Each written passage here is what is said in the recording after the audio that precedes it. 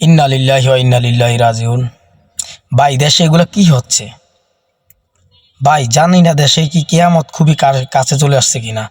আগে আগে আমরা যখন মুভিতে দেখতাম যে ভিলেন আইসা পরিবারের কয়েকজনকে মানে ধ্বংস করে দেয় বা গুলি করে চলে যায়। আজকে বাস্তবে কেন আমরা এগুলা দেখতে হয়?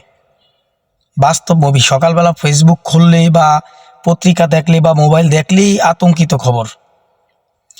বলতেছিলাম গাজীপুর কাপাসিয়ায় রাউতপুর গ্রামের যে প্রবাসী মনিরের বাসায় যে ঘটনা ঘটছিল, চিন্তা করেন যে একজন স্বামী সে কেমন, যে ছেলে সন্তান সব সুপুরা পরিবারটাকে ধ্বংস করে দিয়ে চলে গেছে। কলিজা কাঁপে এই সমস্ত কথা সামনে ভিডিও দেখলে বা কেউ বললে, কিন্তু তাদের তো কাঁপে না। এই জন্য আত্মীয় স্বজন করলে, ছেলে মেয়ে বিয়ে দিলে একটু খোঁজ খবর লওয়াটা জরুরি।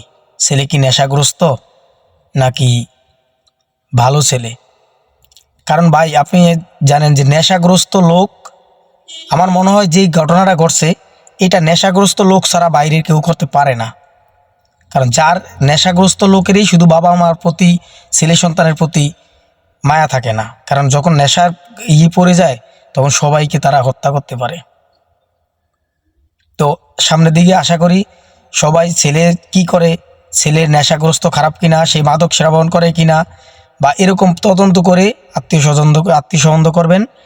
দেখা যায় ছেলে সন্তান নায়নাতকুরগুলো আপনার ভালো থাকবে অবশ্যই।